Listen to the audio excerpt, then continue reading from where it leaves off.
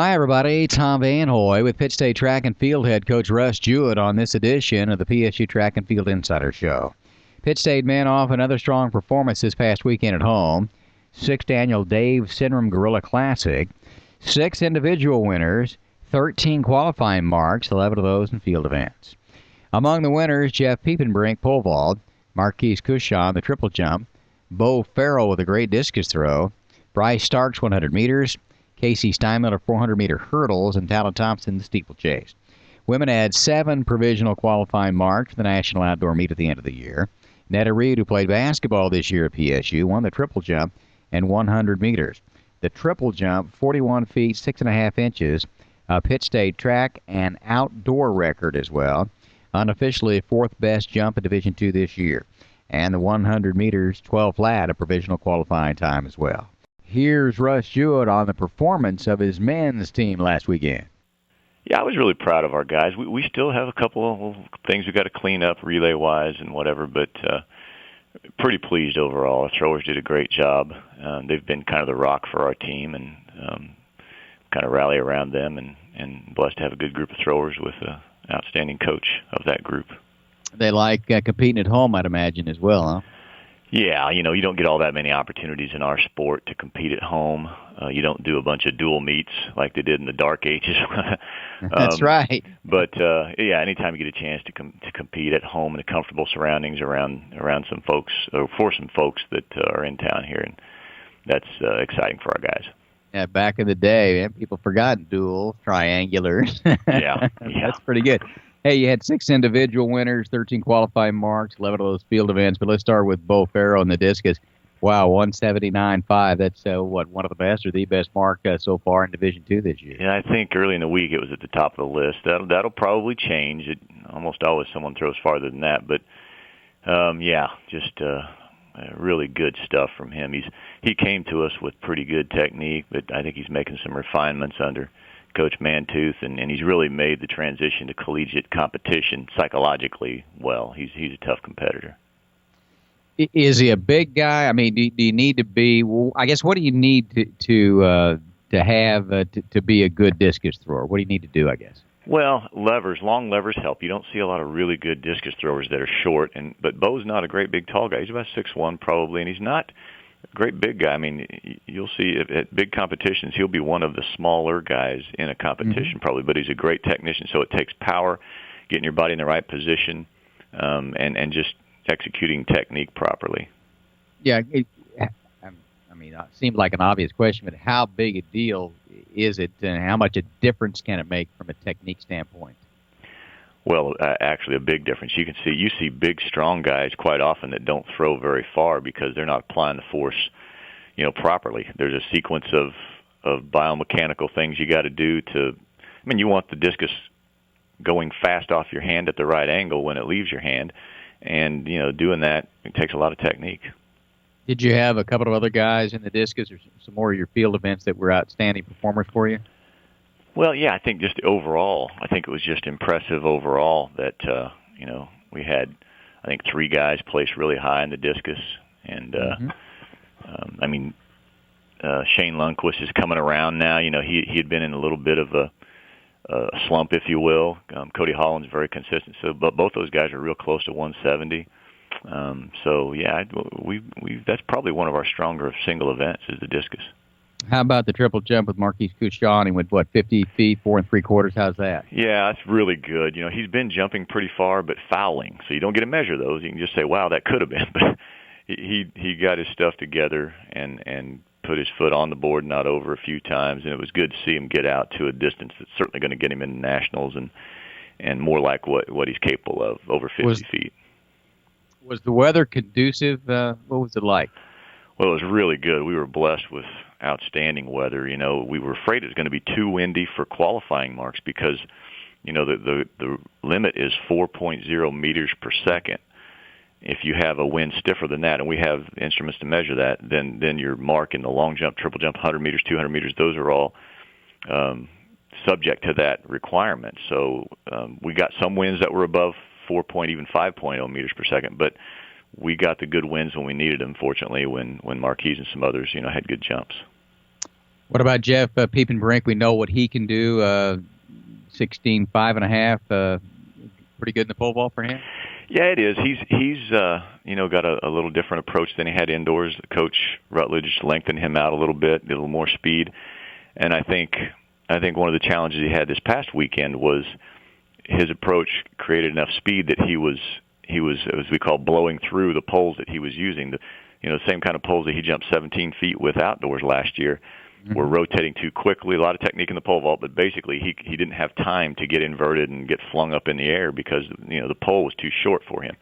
So they coach put him on the new poles that we got for him this year, longer pole, a little different timing, so he struggled a little bit with that, I think. But in the end, he won the competition and qualified to nationals. We believe that mark will get him in. We also believe he'll jump higher if it doesn't get him in. But yeah, a good sort of a turnaround for him.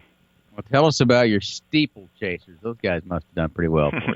Well, to be honest with you, there wasn't much competition at all in that steeplechase. We've got a couple of young guys that it was only their second one, so it's a tough race. For your first race, especially, it's different than the training you can do for it. So. It was good to see Talon Thompson out there. He had been injured through the indoor season with a knee injury that really sidelined him for weeks after week. And so we're really encouraged that he came back. And then, of course, he smacks one of those immovable 300-pound barriers. They probably weigh 200 pounds with his knee toward the end of the race and almost didn't get back up, scared the heck out of me, but he did. And so it was good to see him get back into steeple and got three guys there that went 1, 2, 3, but again, the competition wasn't all that great. Well, there's your immovable object or irresistible force, right? Yeah, exactly. You got to respect those steeple jumps. Hey, what is the distance for those that may not know? 3,000 meters, so it's just a little bit short of 2 miles. Wow. And they have to go. Other than the first half lap, they're going 4 hurdles, and they're not like the hurdles that the hurdlers run. These are big. Like I said, they weigh probably 200 pounds, and they're thick. They're 36 inches tall for the guys. And you hit one of those, they don't fall over. You fall over. And then you also have 1 water jump per lap that you have to negotiate too. Man, that's a lot farther than I thought it was. I mean, it's not like that's almost 2 miles, as you said, right? It is almost 2 miles, and you're jumping 5 times per lap basically. Wow. How about Bryce Starks in 100 meters? He got a provisional qualifying mark of 10:58. How's that? Yeah, it's pretty strong for him. That's a personal best for him, and he's a young man that has a real chronic hip problem, and so we can't train him like we'd like to. We have to just sort of manage that and keep his training to a minimum. So I think Coach Brown works with those short sprinters and long sprinters too, but he's doing a great job of helping Bryce manage that and getting the training we can out of him. And Bryce does an outstanding job of getting the most out of himself, and that was a really solid performance from him.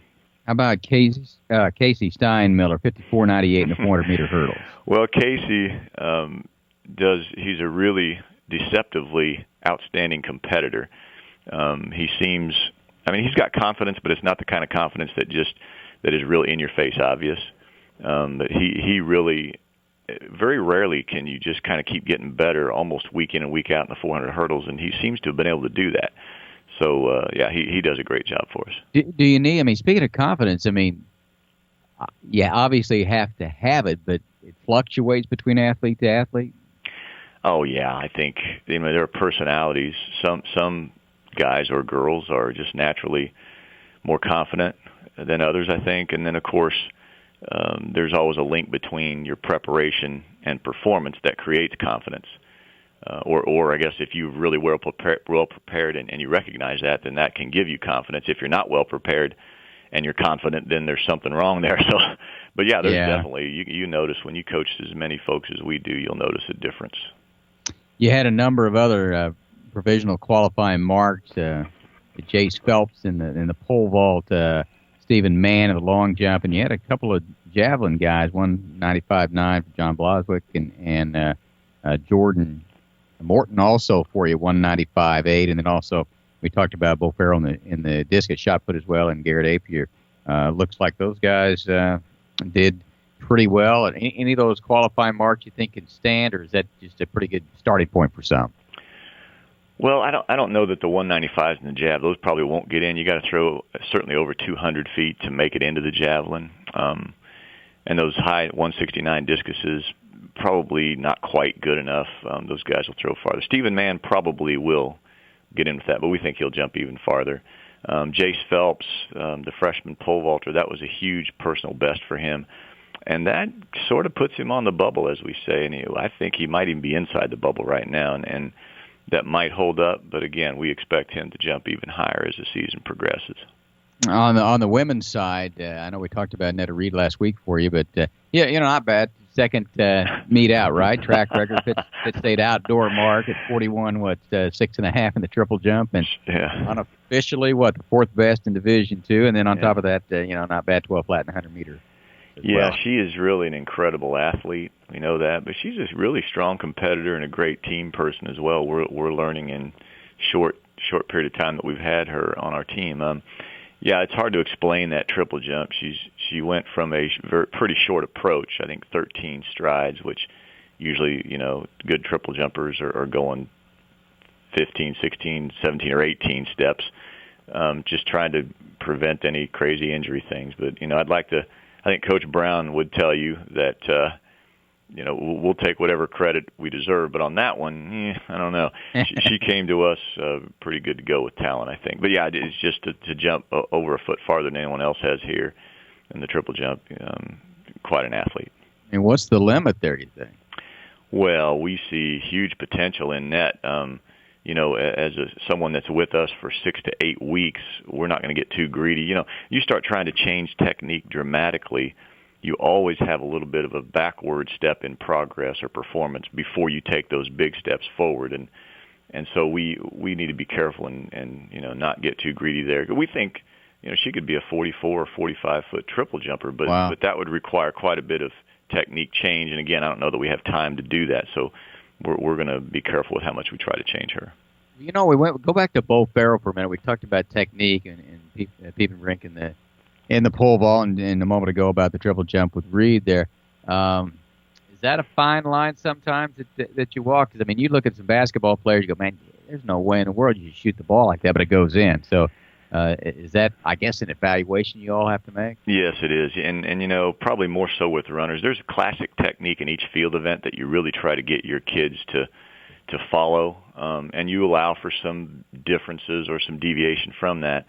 With running technique, you'll see some distance runners that have been running as they run since they could run, and you try and change it, and it takes really, really long, and the backward steps aren't worth the forward steps that you might get eventually. So it just depends on the event and the kid. But yeah, every event you work on technique. With runners, it's all about if your technique is better, you're applying force more efficiently to the ground, so the effort you put forward yields a faster time.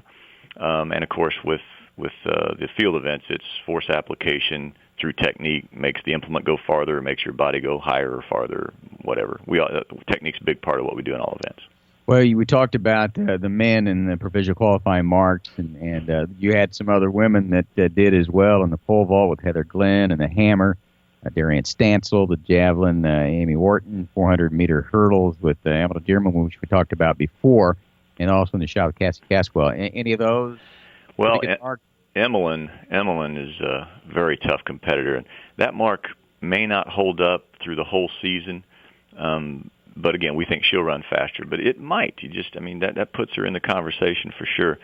I think the hammer throw by Darian, certainly she'll have to throw farther to get in, but I was really proud of her performance.